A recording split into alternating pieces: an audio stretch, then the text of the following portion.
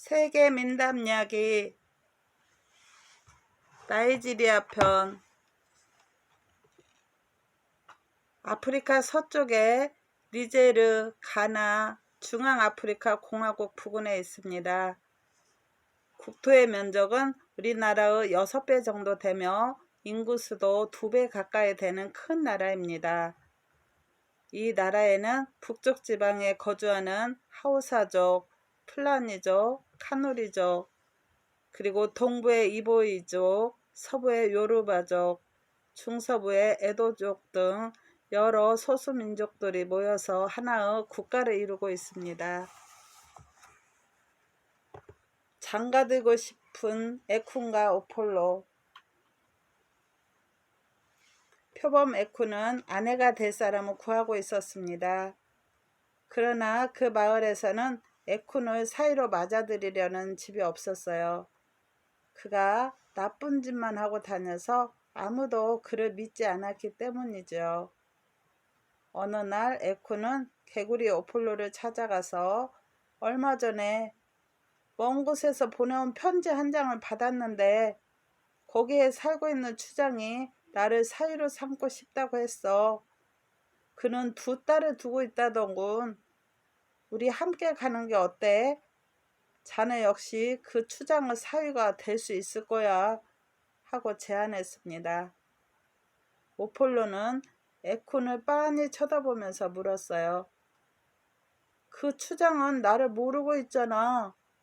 그가 내게도 자기 딸을 주려고 할까?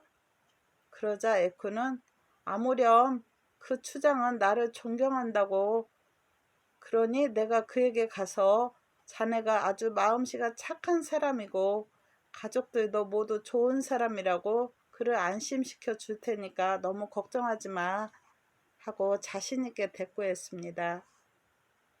이 말을 듣자 오폴로는 고개를 끄덕이며 좋아 함께 가기로 하세 하고 에쿤의 손을 반갑게 잡았어요. 그들은 여행 채비를 서둘렀습니다. 오폴로는 목욕을 하고 가장 멋진 옷을 골라 입었어요. 그러나 에쿤에게는 그가 항상 입고 다니던 누더기 옷밖에 없었습니다. 이윽고 여행길에 올랐어요. 그들이 사람들이 우글거리는 길을 지나갈 때면 사람들은 오폴로를 보고 감탄을 연발했습니다. 어머 정말 멋진 신사야. 어쩜 저토록 세련된 옷을 입었을까? 저 늠름한 풍채를 좀 보라고. 누가 주인이고 누가 하인인지 뻔하지 뭐. 한 사람은 저토록 늠름한데 또 한 사람은 저 꼴이 도대체 뭐람? 꼭 거렁뱅이처럼 깨지지한 꼴이라니. 이런 소리가 그들의 귀에 들려오는 것이었어요. 오폴로는 이러한 말에 귀를 기울이지 않았으나 에코는 자꾸만 신경이 거슬렸습니다. 마침내 에코는 오폴로에게 이렇게 제안하면서 깨었어요. 우리는 친구 사이지 않나? 우리는 내 것 없이 지내는 친한 사이라는 말일세. 그러니까 옷도 서로 바꿔가며 입기로 하자고. 내일은 자네가 내 옷을 입고 나는 자네 옷을 입기로 하세. 그리고 모레에는 다시 옷을 바꿔 입으면 될 게 아닌가? 그래야 우리 사이도 더 가까워질 것 아닌가 말일세. 오폴로는 에쿤의 말이 옳다고 생각했습니다. 다음날 그들은 서로 옷을 바꿔 입었어요. 어느 오솔길을 따라 걷고 있는 그들의 귀에 이런 소리가 들려왔습니다. 저기 보라고. 누가 주인이고 누가 하인인 것 같은가? 저기 에코는 돈도 많고 정말 멋진 신사처럼 보이지만 오폴로의 꼬락서니는 꼭 거렁뱅이를 닮지 않았나? 그러나 그들은 매일 서로 옷을 바꿔 입어가며 여행을 계속했습니다. 오폴로는 에쿤을 돌아보며 에쿤 이제 목적지에 거의 다 와가니까 그만 내 옷을 돌려주고 자네는 자네 옷을 입게나 라고 말하며 그에게 다가갔습니다. 그러나 에쿠는 그의 말을 들은 채도 않더니 개구리가 다른 말을 하기 전에 그를 덮쳐 그만 꿀꺽 삼켜버리고 말았어요. 그러고 나서 에쿠는 천연덕스럽게 그 마을에 들어섰습니다. 사람들은 그의 모습을 보고 저마다 한마디씩 칭찬을 아끼지 않았어요. 그 소문은 추장의 귀에도 들어갔습니다. 그는 에쿤을 불러 자상하게 물었습니다. 너의 고향은 어디인고? 그리고 왜 이 마을에 오게 되었지? 그러자 에쿤은 추장님, 저는 아내가 될 사람을 찾아서 먼 길을 여행해 왔답니다. 저는 추장님이 아주 아리따운 따님을 두고 계시다는 얘기를 듣고 이렇게 추장님을 찾아뵙게 되었지요. 하고 거침없이 대답했습니다. 너는 참으로 멋진 신사로 보이는구나. 그러나 아무에게나 내 딸을 내줄 수는 없지. 그러니 조금만 참고 기다려라. 너가 어떤 사람인지를 좀 더 자세히 알아보고 나서 생각해 보기로 하자꾸나. 하고 에쿤을 지그시 내려다보면서 말했습니다. 좋습니다, 추장님. 저도 추장님 생각대로 하는 것이 좋을 것 같아요. 에쿤도 K 승낙을 했어요. 그때 에쿤의 뱃속에서 오폴로의 말소리가 들려왔습니다. 추장, 이 녀석 대단히 멍청한 놈이군. 이 말을 들은 추장은 얼굴을 찌푸리며 이게 무슨 소리인고? 하고 에쿤에게 다그쳤습니다. 에쿤은 갑작스런 말소리에 당황해하며 오, 존경하 없는 추장님, 제 뱃속에는 가끔 이상한 소리가 나곤 하니까 신경 쓰실 것 없습니다요. 그 말을 한 것은 결코 제가 아니랍니다. 하고 황급히 대답했습니다. 에쿤이 추장의 침문을 막 나서려 하는데 오폴로가 뱃속에서 다시 소리치는 것이었어요. 히히, 추장 그 사람 내 말에 잘도 속아 넘어가는군. 이 말을 들은 추장의 호위병들은 화를 벌컥 내면서 자네 방금 뭐라고 했나? 감히 추장님을 속이려 하다니 하고 말하면서 에쿤에게 대들었습니다. 그러자 에쿤은 더욱 당황해하며 이 말을 한 건 내가 아니오. 내가 어찌 감히 그럴 수 있겠어. 이 소리는 내 뱃속에서 나는 소리라고요. 하고 말했습니다. 겨우 그곳을 빠져나와 그가 넓은 광장을 지나가고 있으려니까 사람들이 그를 보고 감탄을 연발했습니다. 그러나 또다시 뱃속에서 오폴로의 말소리가 들려왔어요. 추장의 딸들은 꼭 매주처럼 못생겼어. 에쿠는 깜짝 놀라 뒷걸음질을 치면서 아니에요. 이 소리는 제 것이 아니라고요. 하면서 연방 고개를 가로로 흔들어 대었습니다. 그러나 에쿤이 추장의 딸들을 모욕했다는 소문은 이내 추장의 귀에까지 들어갔어요. 추장은 그를 불러 성난 목소리로 말했습니다. 내가 자네를 우리 집에 발붙이도록 허락했다만 자네가 내 딸들을 모욕했다는 것이 사실인가? 그러자 에쿠는 어찌 제가 감히 그럴 수 있겠습니까? 저는 당신의 사위가 되고 싶어 몸이 단 사람인데요. 하고 재빨리 추장의 말을 대받았습니다. 그러나 그 말이 채 끝나기도 전에 다시 뱃속에서 오폴로의 말이 들려오는 것이었어요. 비록 당신이 모든 추장들 중에서 가장 흉악한 추장이라고는 생각하지만 이 말을 추장이 놓칠 리가 없었죠. 그는 얼굴을 잔뜩 찌푸렸습니다. 에쿠는 빨개진 얼굴을 가리며 재빨리 추장님, 당신이 들으신 소리는 제 말이 아니에요. 제 뱃속에서 꾸르륵거리는 소리니까 신경 쓰실 것 없어요. 하면서 그럴듯하게 변명을 늘어놓았습니다. 에쿤이 추장의 집을 도망치듯 빠져나오자 추장은 고개를 가우뚱거리며 저 에쿤이라는 사람은 참으로 기막힌 배를 가지고 있군 하고 중얼거렸어요. 에쿤은 추장의 집 문 앞에 서 있는 노인들을 보자 그들에게 공손히 인사를 드렸습니다. 그런데 뱃속에서 난데없이 이런 외침이 들려왔어요. 킥킥, 저 노인네들 대머리는 마치 둥우리 안에 있는 달걀 같군 그래. 이 말을 들은 노인들은 벌컥 화를 냈습니다. 에쿠는 오, 이 소리는 뱃속에서 나는 소리예요. 그 말에 귀를 기울이실 필요가 없어요. 라고 말을 해서 겨우 위기를 모면했습니다.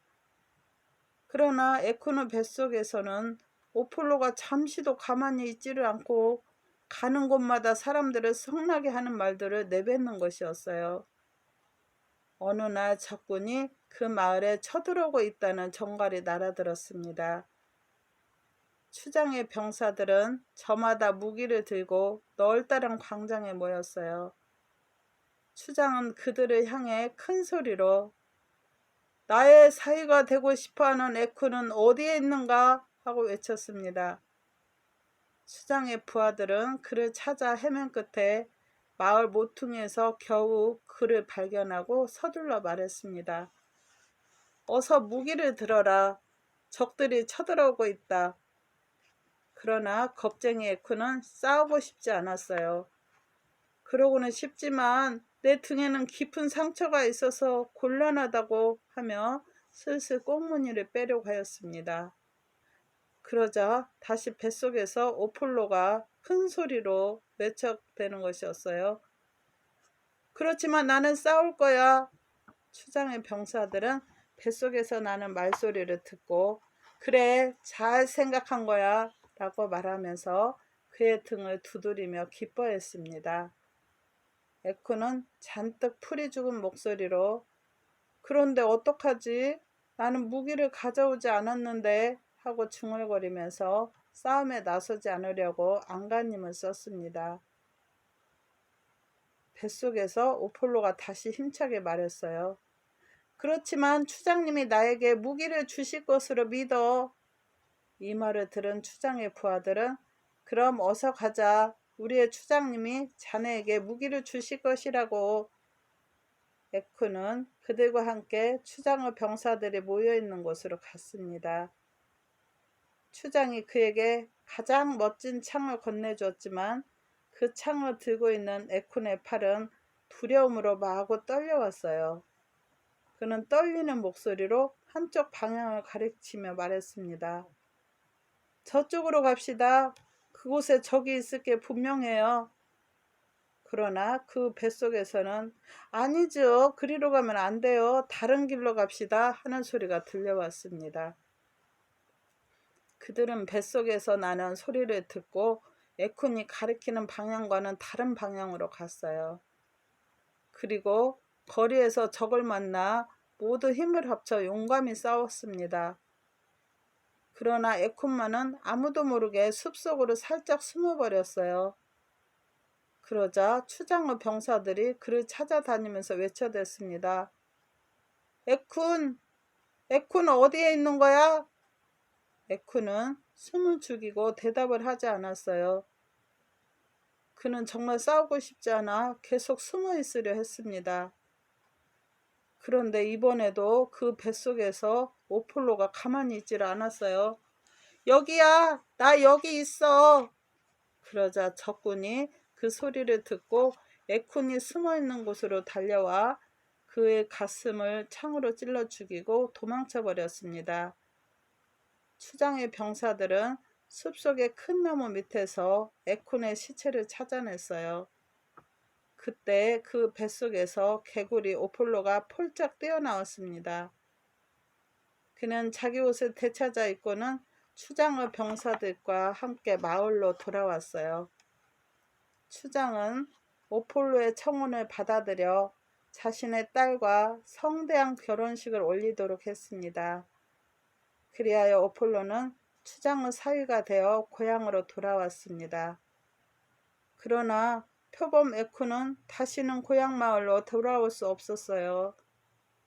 결국 에쿤의 욕심과 나쁜 성격이 그에게 큰 벌을 내렸다는 이야기죠.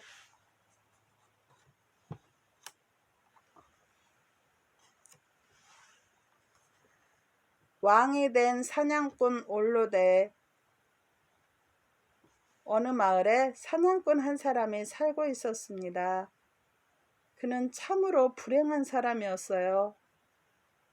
그에게는 마을 변두리에 있는 초라한 오두막 한 채와 사냥용 총, 그리고 그가 입고 있는 누더기 이외에는 가진 것이 아무것도 없었습니다.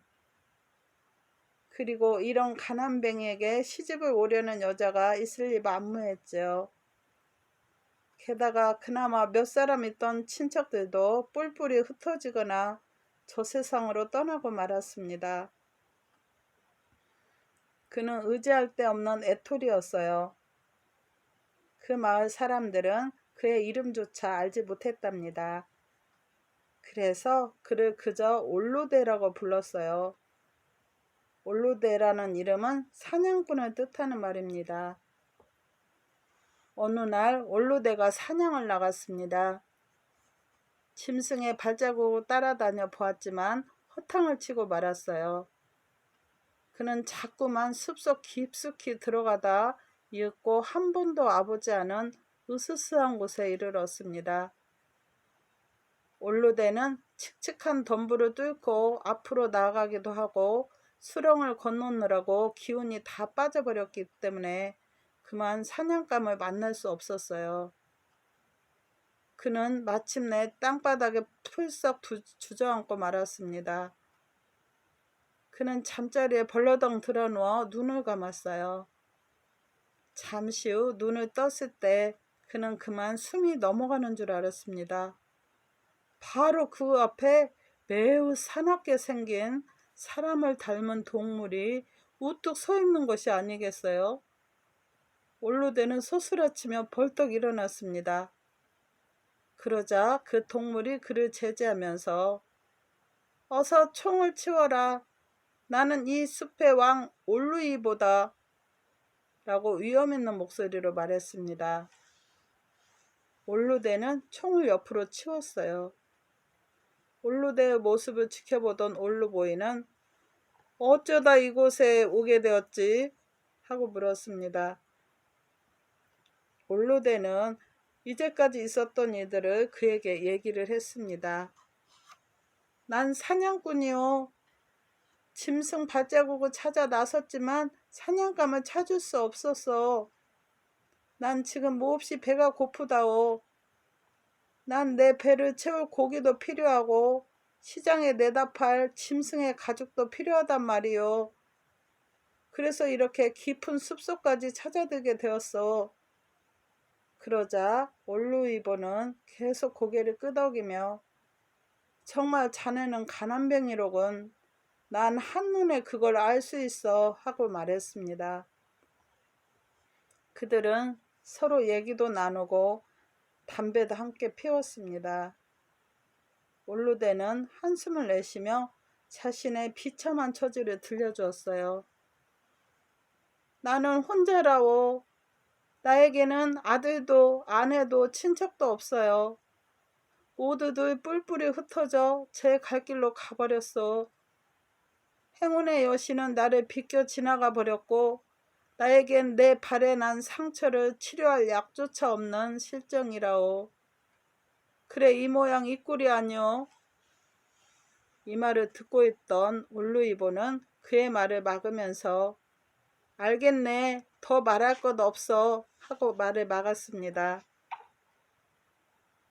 어이 사냥꾼. 당신처럼 비참한 사람에게는 적어도 한 가지 행운쯤은 돌아가는 게 마땅하지. 자 어서 나를 따르게나. 올로데는 자리를 차고 일어서서 키 작은 나무들 사이에 유난히도 우뚝 서 있는 아름드리 나무를 향해 올루이보를 따라갔습니다. 올루이보가 총을 땅바닥에 버리게나 하고 명령조로 말했어요. 올로데는 올루이보가 시키는 대로 총을 버렸습니다. 그러자 이번에는 그 누더기도 벗어 던지게나 하고 명령을 했습니다. 올루데는 자신이 입고 있던 누더기도 벗어 던지고 올루이보를 쳐다보았습니다. 올루이보는 그 커다란 나무를 톡톡 두드리는 것이었어요. 그러자 이게 웬일입니까? 거기에서 문 하나가 스르르 열리는 것이 아니겠어요? 올루이보는 지체 없이 어서 들어가게 하고 말했습니다. 올루데가 잠시 멈칫거리다가 숲의 왕의 말대로 그 문 안으로 들어서자 문이 도로 스르르 닫혔습니다. 올루데는 눈앞에 펼쳐지는 광경에 그만 입을 딱 벌리고 말았어요. 그곳에 큰 마을이 있었던 것입니다. 더욱이 그 마을 사람들은 마치 그를 기다리고나 있었던 듯 춤을 덩시덩시 추어대고 박수를 치면서 그를 환영했습니다. 그들은 호화로운 비단옷을 가져와 그 알몸에 걸쳐주었어요. 그리고 그를 운반 의자에 태우더니 많은 사람들이 길가에 쭉 늘어선 마을로 들어섰습니다. 하인 한 사람이 커다랗고 빨간 양산을 그 머리 위에 높이 치켜들어 햇빛을 가려주었고, 북치는 사람들은 그 행렬의 맨 앞에서 우리 왕 오바께서 도착하셨다는 표시로 북을 신나게 두들기고 있었습니다. 마침내 올루데는 왕궁에 도착했습니다. 높다란 성벽으로 둘러싸인 왕궁의 안에는 고래등 같은 집들이 자리 잡고 있었어요. 뽀얀 먼지를 일으키면서 행렬이 멈춰 서자 노인들이 허연 수염을 흩날리면서 행렬을 앞으로 천천히 다가왔습니다.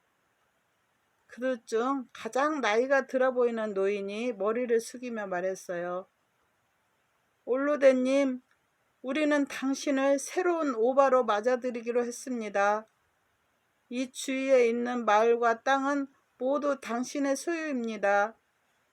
당신은 우리의 어버이로서 우리를 심판하실 수 있습니다. 당신은 우리에게 자비를 베풀고 우리를 지배할 수 있어요.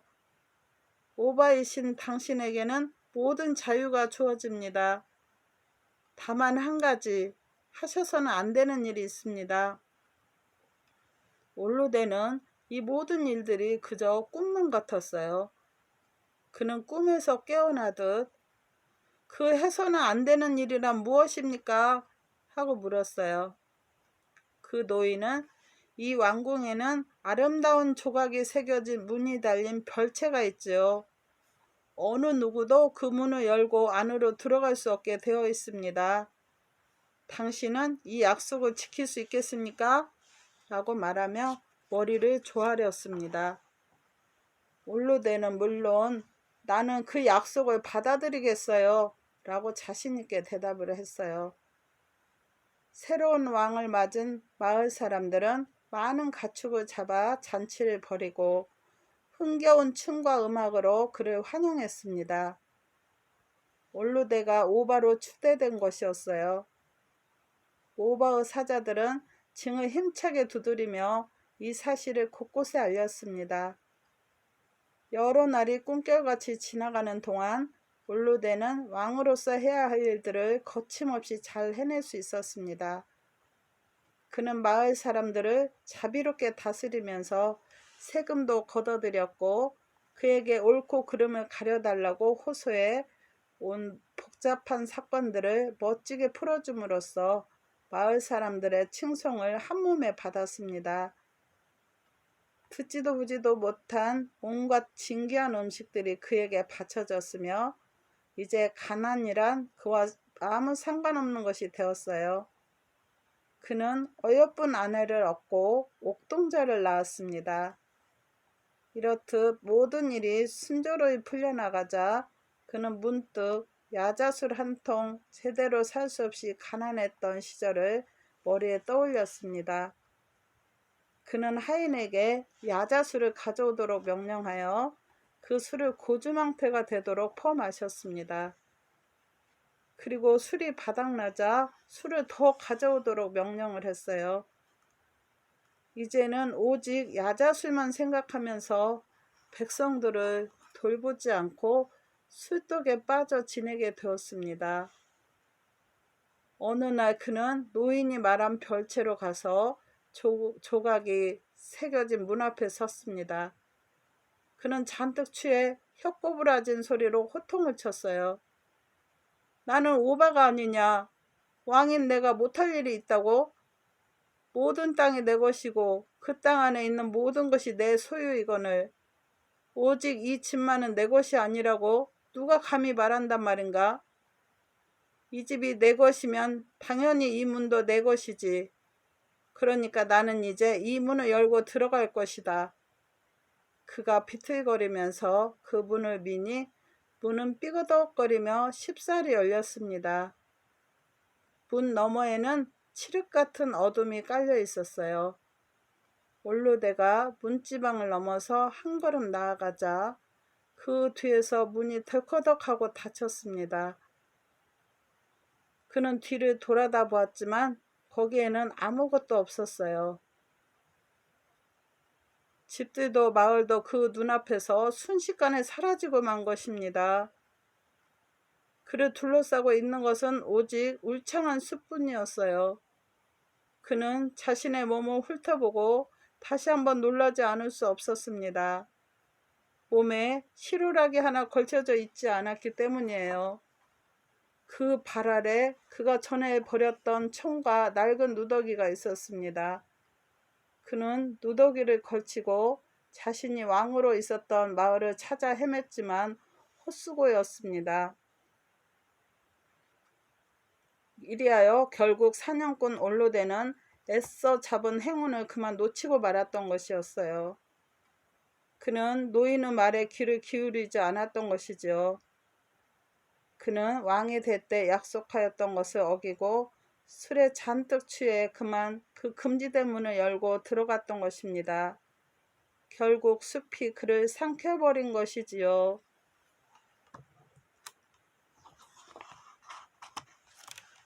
추장의 복음. 어떤 마을에 한 추장이 살고 있었습니다.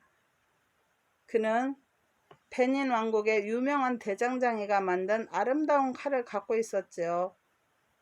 구리와 청동으로 장식된 그 칼을 추장은 매우 소중히 여겼답니다. 어느 날 그 마을에서 추장의 생일을 축하하기 위해 춤의 축제가 열렸어요. 여러 곳에서 온 사람들이 저마다 덩실덩실 흥겹게 춤을 추었습니다. 추장은 그들에게 선물을 듬뿍 주어 기쁘게 해주었답니다. 축제가 끝나고 사람들이 모두 뿔뿔이 흩어진 다음 날 추장의 칼이 온데간데 없어진 걸 알게 되었어요. 그는 하인들에게 칼을 찾아오라고 명령했습니다. 그러나 아무리 찾아도 칼은 보이지 않았습니다. 결국 추장은 사람들에게 알렸어요. 구리와 청동으로 장식된 내 칼은 이전에 삼촌으로부터 선물로 받은 것이다. 그 칼이 바로 어제만 하더라도 내 수중에 있었는데 오늘 보니 어디론가 사라져버렸다. 누군가가 훔쳐간 것이 분명하니 전국을 샅샅이 뒤져서라도 그 칼을 찾아라. 그리고 그 칼을 가져갔던 사람에게는 엄벌을 내리겠다. 사람들은 저마다 한마디씩 수군거렸어요. 세상에 아무리 멍청하기로서니 추장의 물건을 훔치는 바보가 다 있담. 칼을 찾으라는 추장의 명령은 방방곡곡으로 퍼져나가 그보마을 사람들도 그 일로 술렁거리기 시작을 했습니다. 그들은 수상쩍은 사람을 찾다가 한 젊은 사냥꾼을 의심하기 시작을 했어요. 그들은 그 사냥꾼에게 슬며시 물었습니다. 자네 축제 때 추장의 마을에 갔었나? 물론 갔고 말고요. 거기에 가서 음식도 마음껏 먹고 춤도 추었죠. 그가 태연히 대답했습니다. 다시 마을 사람들은 넌지시 그에게 물어보았어요. 사냥꾼이라면 칼이 필요하겠지? 그러자 그가 화가 난 듯 대꾸했습니다. 난 필요한 무기는 모두 갖고 있어요. 사냥한 짐승의 가죽을 벗기는데 추장의 칼을 쓸 필요가 없다고요. 마을 사람들이 모여 속닥거렸습니다. 그 대답이 너무 신경질적이라고 생각지 않나? 우리를 대하는 태도가 너무 불순한 데다가 눈은 분노로 이글거리고 있었어. 그가 아무 죄도 짓지 않았다면 그렇게 말할 것까지 없지 않겠어? 그 사이에 그 사냥꾼은 어디론가 사라져 버렸습니다. 그러자 사람들은 여보게들, 그가 마구 말을 해대다 갑자기 입을 꾹 다물더니 도망쳐 버린 것을 어떻게 생각하나? 저놈이 도둑임에 틀림없어 하고 쑥덕거렸습니다. 그리고 며칠이 지났습니다. 그러던 어느 날 그 마을에 들른 추장의 하인을 통해서 칼을 찾았다는 사실이 알려졌어요. 추장이 자기 집 석가래 속에 넣어두었던 칼이 그 아래 풀숲 속으로 떨어졌던 것입니다. 그보 마을 사람들은 저마다 안도의 한숨을 내쉬면서 사냥꾼에 대한 의심을 풀었습니다. 그리하여 사냥꾼이 이른 새벽에 집을 나설 때면 저걸 봐, 저 사냥꾼은 아주 열심히야. 하루 종일 사냥에 빠져 있다니까. 정말 착실한 청년이라고. 언제 사냥꾼을 의심했더냐는 듯 천연덕스럽게 저 사냥꾼은 참으로 정직한 청년임에 틀림없어. 그리하여 이러한 마을 사람들의 행동을 비꼬아 이런 노래가 전해 내려오고 있었답니다. 추장의 칼이 도둑 맞았을 때 사냥꾼의 걸음걸이는 도둑놈 거리였다네. 추장의 칼이 발견되었을 때 사냥꾼은 마을 사람들의 칭찬을 한몸에 받았지. 감사합니다. 사랑합니다. 매일 평온하시고 행복하세요.